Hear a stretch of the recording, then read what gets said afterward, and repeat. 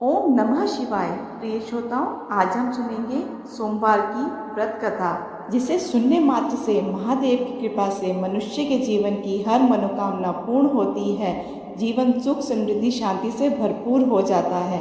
आप सभी भक्तों से बस यही निवेदन है कि इस कथा को अधूरा ना सुने, क्योंकि अधूरी कथा सुनने से पूर्ण फल की प्राप्ति नहीं होती है। आइए कथा को आरंभ करते हैं। सभी भक्त मिलकर बोले, हर हर महादेव। किसी नगर में एक धनी व्यापारी रहता था। दूर दूर तक उसका व्यापार फैला हुआ था। नगर में सभी लोग उस व्यापारी का सम्मान करते थे। इतना सब कुछ संपन्न होने के बाद भी वह व्यापारी बहुत दुखी था, क्योंकि उसका कोई पुत्र नहीं था, जिस कारण अपनी मृत्यु के पश्चात व्यापार के उत्तराधिकारी की चिंता उसे हमेशा सताती रहती थी।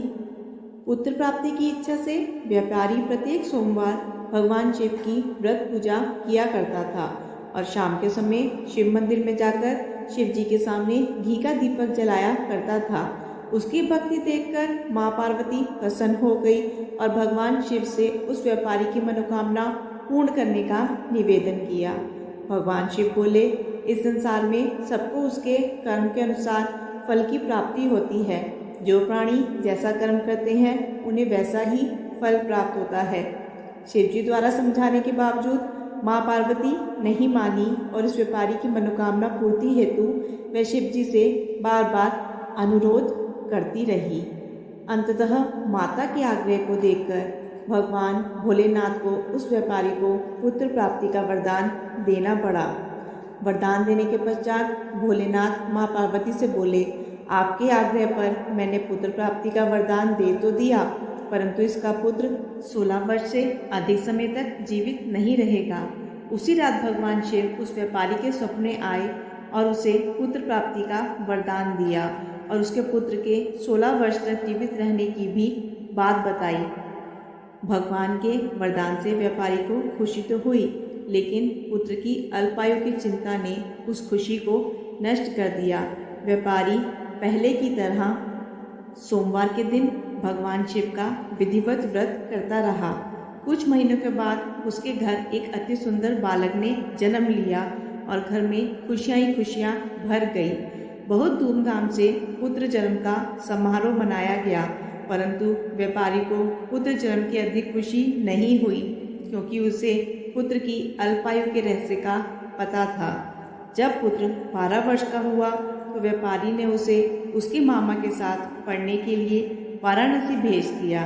लड़का अपने मामा के साथ शिक्षा प्राप्ति के लिए चल दिया।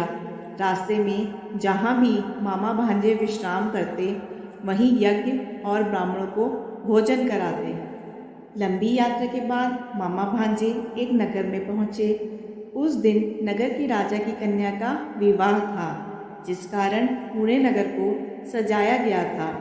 निश्चित समय पर बारात आ गई, लेकिन वर का पिता अपने बेटे के एक आंख के काने होने के कारण बहुत चिंतित था। उसे भय था कि इस बात का पता चलने पर कहीं राजा विवाह से इनकार ना कर दे, इससे उसकी बदनामी भी होगी। जब वर के पिता ने व्यापारी के पुत्र को देखा तो उसके मस्तिष्क में एक विचार आया। उसने सोचा, क्यों ना इस लड़के को दूल्हा बनाकर राजकुमारी से विवाह करा दूं। विवाह के बाद इसको धन देकर विदा कर दूंगा और राजकुमारी को अपने नगर ले जाऊंगा। वर के पिता ने लड़के के मामा से इस संबंध में बात की। मामा ने धन मिलने के लालच में वर के पिता की बात स्वीकार कर ली। लड़के को दूल्हे के वस्त्र पहनाकर राजकुमारी से विवाह करा दिया गया। राजा ने बहुत सारा धन देकर राजकुमारी को विदा किया। शादी के बाद लड़का जब राजकुमारी के साथ लौट रहा था तो वह सच नहीं छिपा सका और उसने राजकुमारी की ओढ़नी पर लिख दिया, राजकुमारी, तुम्हारा विवाह मेरे साथ हुआ था। मैं तो वाराणसी पढ़ने के लिए जा रहा हूँ और अब तुम्हें जिस नवयुवक की पत्नी बन के रहना पड़ेगा वह कान्हा है। जब राजकुमारी ने अपनी ओढ़नी पर लिखा हुआ पढ़ा तो उसने काने लड़के के साथ जाने से इनकार कर दिया। राजा को जब ये सब बातें पता लगी तो उसने राजकुमारी को महल में ही रख लिया। उधर लड़का अपने मामा के साथ वाराणसी पहुंच गया और गुरुकुल में पढ़ना शुरू कर दिया। जब उसकी आयु 16 वर्ष की हुई तो उसने यज्ञ किया।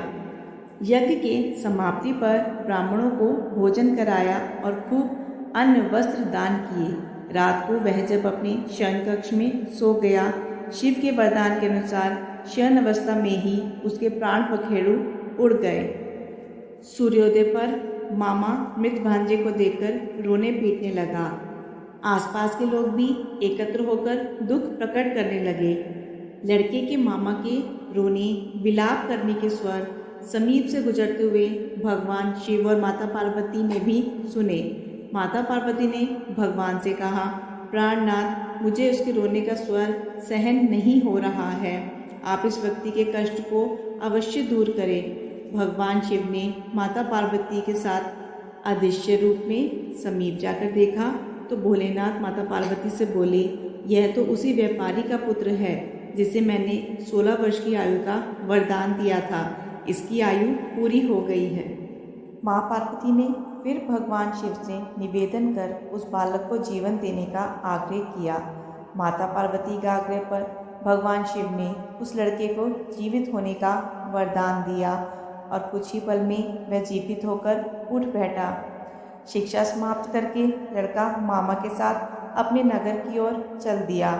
दोनों चलते हुए उसी नगर में पहुँचे जहाँ उसका विवाह हुआ था। उस नगर में भी यज्ञ का आयोजन किया। समीप से गुजरते हुए नगर के राजा यज्ञ का आयोजन देखा और उसने तुरंत ही लड़के और उसके मामा को पहचान लिया। यज्ञ के समाप्त होने पर राजा मामा और लड़के को महल में ले आया और कुछ दिन उन्हें महल में रखकर बहुत सा धन वस्त्र आदि देकर राजकुमारी के साथ विदा कर दिया। इधर भूखे प्यासे रहकर व्यापारी और उसकी पत्नी बेटे की प्रतीक्षा कर रहे थे। उन्होंने प्रतिज्ञा कर रखी थी, यदि उन्हें अपने बेटी की मृत्यु का समाचार मिला तो वह दोनों अपने प्राण त्याग देंगे। परंतु जैसे ही उसने बेटे को जीवित वापस लौटने का समाचार सुना तो वह बहुत प्रसन्न हुआ। वह अपनी पत्नी और मित्रों के साथ नगर के द्वार पर पहुंचा। अपने बेटे के विवाह का समाचार सुनकर पुत्रवधू राजकुमारी को देखकर उसकी खुशी का ठिकाना ना रहा। उसी रात भगवान शिव ने व्यापारी के स्वप्न में आकर कहा, हे श्रेष्ठी, मैंने तेरे सोमवार के व्रत करने और व्रत कथा सुनने से प्रसन्न होकर तेरे पुत्र को लंबी आयु प्रदान की है। पुत्र की लंबी आयु जानकर व्यापारी बहुत प्रसन्न हुआ। शिव भक्त होने तथा सोमवार का व्रत करने से व्यापारी की सभी मनोकामनाएं पूर्ण हुई। इसी प्रकार जो भक्त सोमवार का विधिवत व्रत करते हैं और व्रत कथा सुनते हैं, उनकी सभी इच्छाएं पूरी होती है। जय महादेव की। महादेव की कृपा से इस कथा को सुनने वाले, ओंकार भरने वाले हर भक्त के जीवन में खुशियां भरपूर हो, हर मनोकामना पूर्ण हो। यह थी आज की वीडियो। आपको वीडियो पसंद आए तो वीडियो को लाइक शेयर ज़रूर कीजिएगा और कमेंट बॉक्स में हर हर महादेव ज़रूर लिखिएगा। धन्यवाद।